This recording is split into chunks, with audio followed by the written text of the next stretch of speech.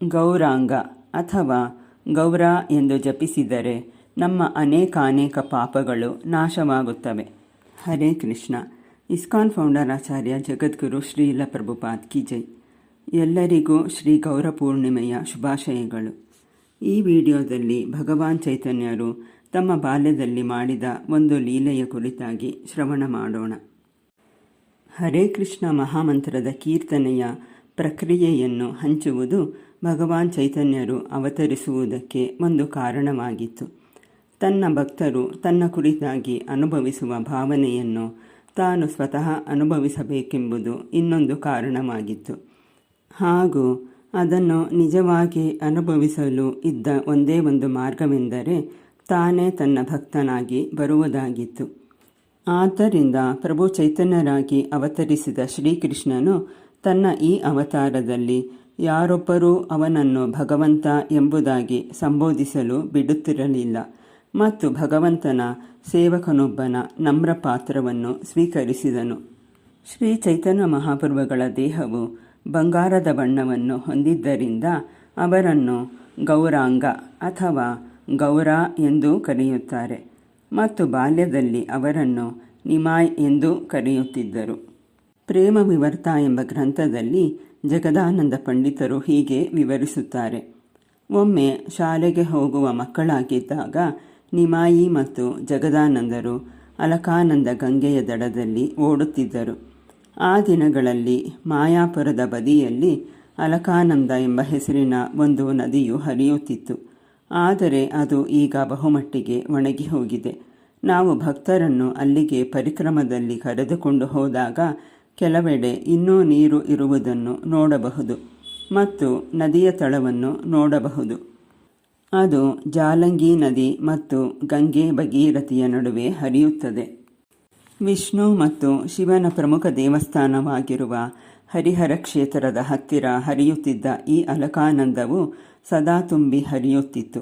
ಹರಿಹರ ಕ್ಷೇತ್ರದಲ್ಲಿರುವ ವಿಗ್ರಹದ ಅರ್ಧ ಭಾಗ ವಿಷ್ಣು ಹಾಗೂ ಇನ್ನರ್ಧ ಭಾಗ ಶಿವ. ಇದು ಬಹಳ ಅನನ್ಯವಾದ ವಿಗ್ರಹ. ಪ್ರಭು ಶಿವನಿಂದ ತಾನು ಅಭಿನ್ನ ಎಂಬುದನ್ನು ಶಿವನಿಗೆ ತೋರಿಸಿಕೊಡಲು ವಿಷ್ಣುವು ತನ್ನ ವಿಗ್ರಹವನ್ನು ಅಲ್ಲಿ ವ್ಯಕ್ತಪಡಿಸಿದನು ಎಂಬುದಾಗಿ ವಿವರಿಸಲಾಗಿದೆ. ಒಂದು ದಿನ ಭಗವಾನ್ ಚೈತನ್ಯರು ಮತ್ತು ಜಗದಾನಂದ ಪಂಡಿತರು ಶಾಲೆಯಿಂದ ಮರಳುತ್ತಿದ್ದಾಗ ಒಂದು ಗಿಳಿಯನ್ನು ಕಂಡು, ಓ, ಈ ಗಿಳಿಯು ಸಂಪೂರ್ಣ ಶ್ರೀಮದ್ ಭಾಗವತವನ್ನು ಹೇಳಿದ ಶುಕದೇವ ಗೋಸ್ವಾಮಿಗಳೇ ಆಗಿರಬೇಕು ಎಂದು ಹೇಳಿದ ಮಹಾಪ್ರಭುಗಳು ಆ ಗಿಳಿಯನ್ನು ಉದ್ದೇಶಿಸಿ, ನಮಗೆ ರಾಧಾ ಮತ್ತು ಕೃಷ್ಣರ ಮಹಿಮೆಗಳನ್ನು ದಯವಿಟ್ಟು ಹೇಳು ಎಂದರು. ಆದರೆ ಆ ಗಿಳಿಯು ಗೌರ ಗೌರ ಗೌರ ಗೌರ ಎಂದಿತು. ತಮ್ಮ ಕಿವಿಗಳನ್ನು ಮುಚ್ಚಿಕೊಂಡ ಭಗವಾನ್ ಚೈತನ್ಯರು, ಇಲ್ಲ ಇಲ್ಲ, ರಾಧಾ ಮತ್ತು ಕೃಷ್ಣರ ಮಹಿಮೆಗಳನ್ನು ಹೇಳಬೇಕೆಂಬುದಾಗಿ ನಾನು ಕೇಳಿದೆ. ಆದರೆ ನೀನು ಹೀಗೇಕೆ ಜಪಿಸುತ್ತಿರುವೆ? ದಯವಿಟ್ಟು ರಾಧಾಕೃಷ್ಣ ಎಂದು ಜಪಿಸು ಎಂದರು. ಆದರೆ ಆ ಗಿಳಿಯು ಮತ್ತೆ ಗೌರ ಗೌರ ಗೌರ ಗೌರ ಎಂದು ಜಪಿಸಲು ಪ್ರಾರಂಭಿಸಿತು. ಆಗ ಚೈತನ್ಯರು, ನಿನಗೆ ಏನಾಗಿದೆ? ಈ ಸ್ಥಳವು ವೃಂದಾವನದಿಂದ ಅಭಿನ್ನ. ಆದ್ದರಿಂದ ನೀನು ರಾಧಾ ಮತ್ತು ಕೃಷ್ಣರ ಮಹಿಮೆಗಳನ್ನು ಸ್ತುತಿಸಬೇಕು ಎಂದರು. ಆಗ ಆ ಗಿಳಿಯು ಮಾತನಾಡಿತು. ಅದು ಒಂದು ಆಧ್ಯಾತ್ಮಿಕ ಗಿಳಿಯಾಗಿದ್ದರಿಂದ ಅದಕ್ಕೆ ಮಾತನಾಡಲು ಬರುತ್ತಿತ್ತು. ಇಲ್ಲಿ ರಾಧಾ ಮತ್ತು ಕೃಷ್ಣರು ಒಟ್ಟುಗೂಡಿ ಗೌರಾಂಗರ ರೂಪವನ್ನು ತಾಳಿದ್ದಾರೆ. ಆದ್ದರಿಂದ ನಾನು ರಾಧಾ ಮತ್ತು ಕೃಷ್ಣರನ್ನು ಗೌರ ಎಂಬುದಾಗಿ ಕರೆಯಲು ಬಯಸಿದೆ. ನಿಮಗೆ ಬೇರೆ ರೀತಿಯಲ್ಲಿ ಜಪಿಸಬೇಕೆಂದಿದ್ದರೆ ನೀವು ಹಾಗೆ ಮಾಡಬಹುದು.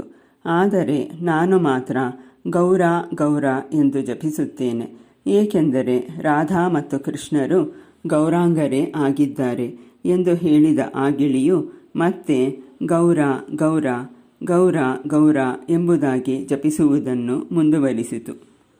ಗೌರಾಂಗ ಅಥವಾ ಗೌರ ಎಂದು ಜಪಿಸಿದರೆ ನಮ್ಮ ಅನೇಕಾನೇಕ ಪಾಪಗಳು ನಾಶವಾಗುತ್ತವೆ. ಚೈತನ್ಯ ಮಹಾಪ್ರಭುಗಳು ನಿಜವಾಗಿಯೂ ಯಾರೆಂಬುದು ಆ ಗಿಳಿಗೆ ತಿಳಿದಿತ್ತು. ಶ್ರೀಕೃಷ್ಣ ಚೈತನ್ಯ ರಾಧಾಕೃಷ್ಣ ನಹೇ ಅನ್ಯ. ಅಂದರೆ ಶ್ರೀಕೃಷ್ಣ ಚೈತನ್ಯ ಮಹಾಪ್ರಭುಗಳು ರಾಧಾ ಮತ್ತು ಕೃಷ್ಣರ ಏಕೀಕೃತ ರೂಪ. ಆದ್ದರಿಂದ ಭಗವಾನ್ ಚೈತನ್ಯರು ಅತ್ಯಂತ ದಯಾಮಯಿಗಳು. ಅವರು ಸ್ವತಃ ರಾಧಾ ಮತ್ತು ಕೃಷ್ಣರೇ ಆಗಿದ್ದಾರೆ ಮತ್ತು ಈ ಭೌತಿಕ ಜಗತ್ತಿನಲ್ಲಿ ತಮ್ಮ ಆಂತರಂಗಿಕ ಲೀಲೆಯನ್ನು ಆಸ್ವಾದಿಸಲು ಬರುತ್ತಾರೆ ಹಾಗೂ ನಮಗೆ ದಯೆಯನ್ನು ತೋರಲು ಬರುತ್ತಾರೆ. ಈ ಕೃಷ್ಣ ಪ್ರಜ್ಞೆಯ ದಯೆಯನ್ನು ಕೊಡಲು ಬರುತ್ತಾರೆ. ಶ್ರೀ ಚೈತನ್ಯ ಮಹಾಪ್ರಭು ಕಿ ಜೈ. ಹರೇ ಕೃಷ್ಣ.